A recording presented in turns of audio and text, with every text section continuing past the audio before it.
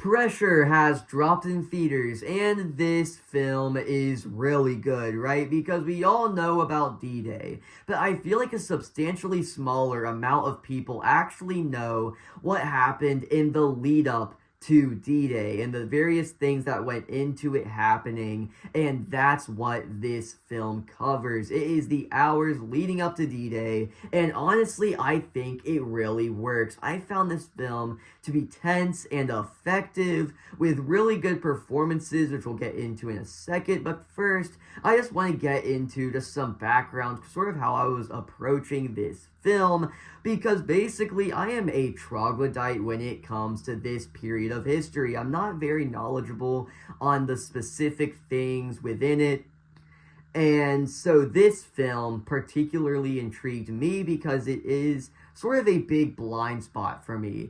But anyways, I think this film really works, okay? And I think it really comes from the performances on display. You have Andrew Scott in our lead role, and he gives a really strong performance. And then you also have Brendan Fraser as Eisenhower. And honestly, his performance is sort of in a push and pull where a lot of the times it really works. But sometimes it starts to like lean into just like a bit over the top to where I can't really buy it.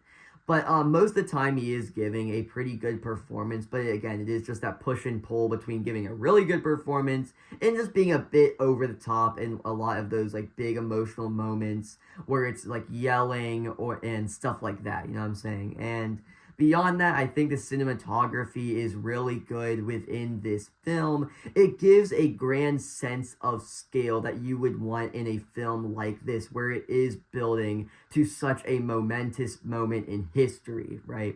And I think it manages to really deliver that. Like I said, it's a very effective film. It is only about like an hour 40 minutes, even less than that when you take out end credits, so it is a very tight film. I think it is very well paced, and it never drags, right? Because, you know, it is this very short span of time leading up to D-Day, and so there's just this impending tension in the air that you can feel within the film as these characters are rushing to sort of get this done and figure out what needs to happen and accomplish this huge feat that would move them towards victory, right? And so obviously we know the end point of this film is D-Day.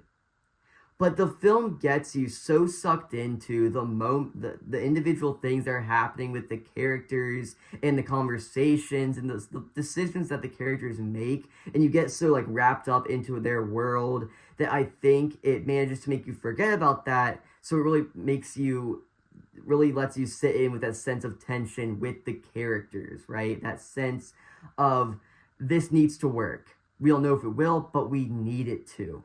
Right? Because obviously you know it will, but you're so sucked into what the characters are doing that it still really works. And I always appreciate when a historical film is able to do that, right? Because you know what it's leading to. You know it will happen. You know it will succeed. But nonetheless, you are so wrapped up into the characters that doesn't matter because you are just on this ride with them. And I really appreciated that. And then something else I thought was really effective about the film is how it manages to make conversations about things like weather particularly interesting, and it's simply because you can feel the looming tension in each scene, and the performances really make you buy that. Mixed with the editing, it makes conversations about things like weather feel very intense because it gets you sucked into the stakes and how much is at stake in this situation and in this film, right? And yeah, so